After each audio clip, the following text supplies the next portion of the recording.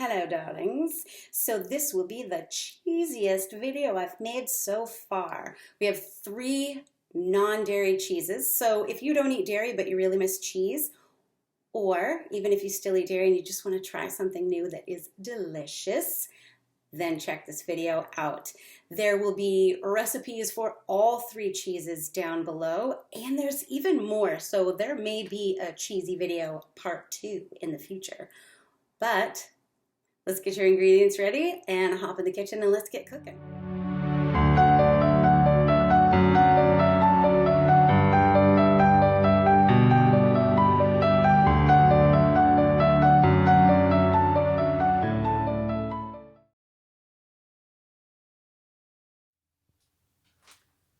So to this cheese, I have added plain paprika, not smoked, and turmeric, because I love turmeric. It also lends this lovely pale orangey color to the cheese. But if you make the basic recipe that I've posted below, the cheese ends up tasting like a provolone, which is lovely. It's lovely by itself, but it's fun to play with. When you have this base recipe, you could add like an onion powder and some smoked paprika, and you would get like a smoked Gouda kind of flavor. You could add different herbs and some extra garlic. It's lovely. It's so lovely and versatile. So we have about 40 seconds left on the timer.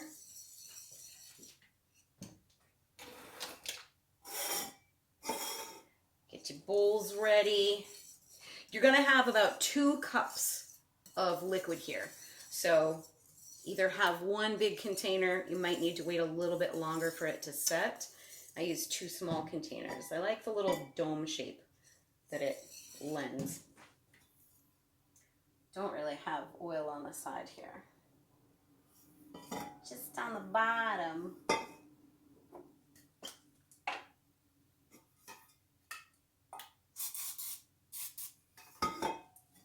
Want to get the sides a little better, and we're done. We're done. That's our 6 minutes, and you're going to pour cheese into molds. Easy peasy.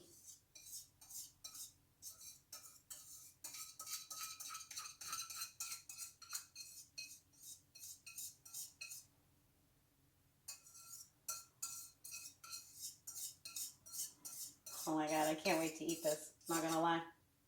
Not gonna lie. So tasty. Yeah, that's it. And just let it sit and cool off. Don't want to put hot things in your fridge. Let it sit and cool off, and then stick it in the fridge to set for about an hour. Simple, simple, simple. Easy to prep, easy cleanup, amazing result.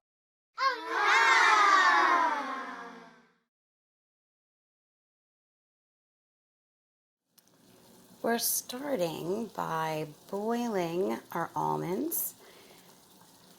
You're gonna let it boil continuously for about 10 minutes straight, then drain them. You could also soak your almonds overnight, but if you forget, you can always just boil them like so. So I've got a half a cup of water in here, and we're gonna add our boiled almonds to that. Sorry for shaking the camera at you. I have my nutritional yeast and my salt in here. Remember, nutritional yeast is that super cheesy flavor. We're gonna go with roughly 2 teaspoons of lemon juice, because cheese has that little bit of tang, that bite to it. And we're gonna do, look at me throwing stuff around, Temper tantrums in the kitchen. All right, so we're gonna do roughly a clove of garlic. I'm using chopped garlic here. You can use garlic powder, but I'm telling you that the taste is much better. And then we're just gonna blend. You do not want this to be completely smooth because ricotta already has a little bit of a lumpy kind of texture to it. So we're just gonna turn this on and go. All right, so we're pretty much done. I just want you to see this consistency. It's very ricotta-y. Mine came out a little more beige because I chose to not bother skinning the almonds. You can use blanched slivered almonds if you want a really pale cheese. Tasty.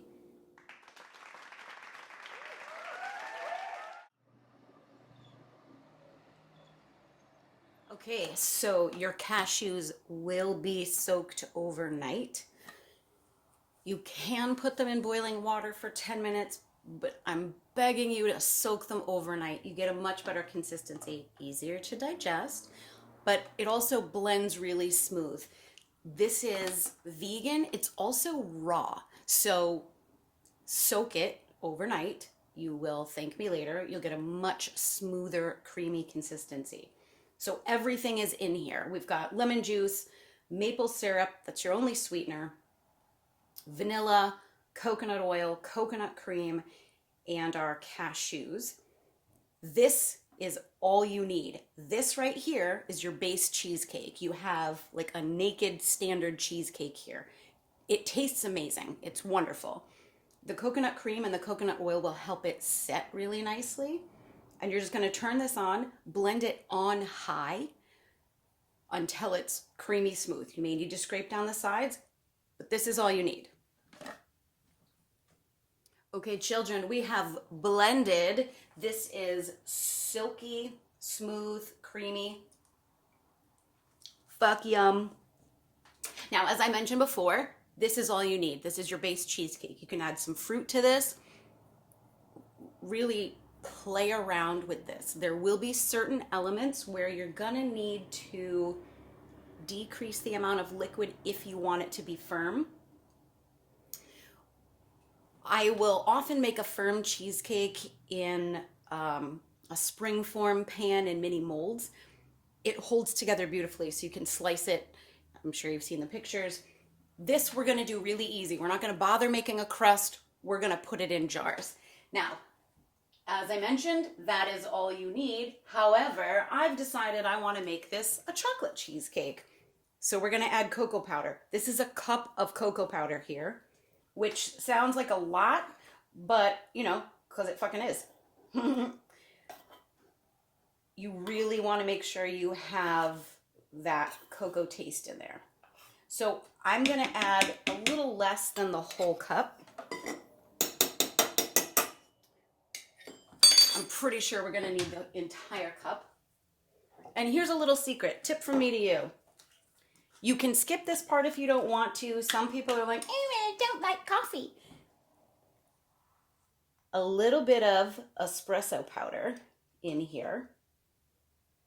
You're not gonna taste the coffee. If you've ever had a really good chocolate mousse, there's fucking espresso in there.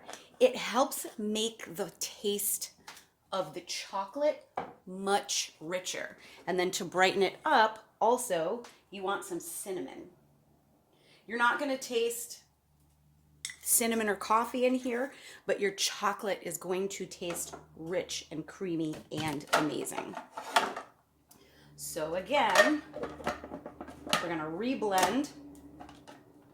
And I would cover the edge of your food processor, because when you use something that is such a fine powder like the chocolate, or if you ever work with any type of powdered sugar, it will puff out the sides and the chocolate is just messy to clean up.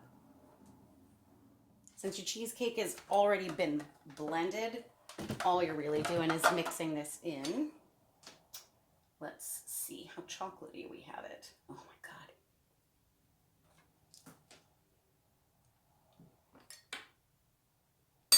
That's pretty fucking good. I'm not gonna lie.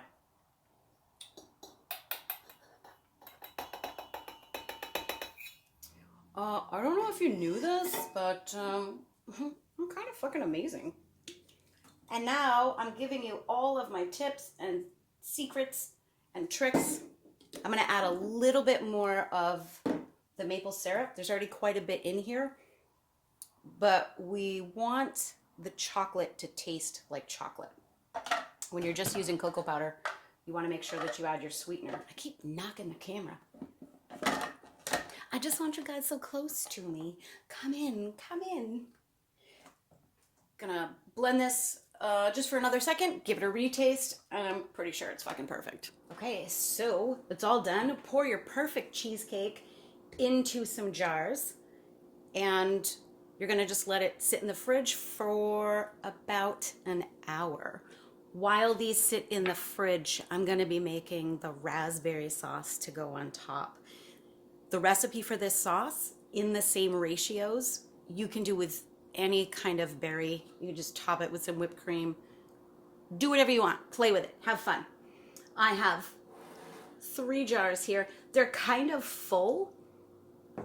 I can get, with this recipe, I can get 4 4-inch diameter little individual cheesecakes. I can get 4 of these jars that are a little less full, but I just did 3. 1 for me, 1 for my husband, and 1 for my friend Steve, who just lives up the road. So he's close enough to get samples of all the tasty things I make.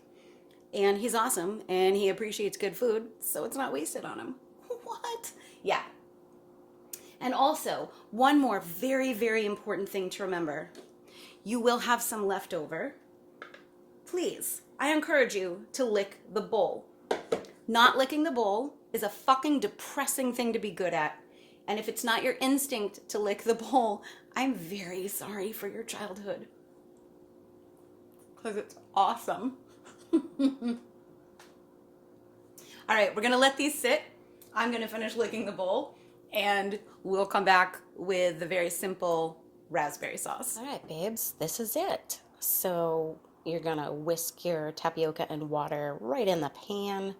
Throw your raspberries in there. I used frozen raspberries because they are not in season right now. And your coconut sugar. And you're just gonna stir consistently, bring it up to a simmer, and let it sit there and simmer for 7 to 8 minutes. And then take it off the stove, let it cool a bit before you top your cheesecakes. And that's it. So easy, so simple.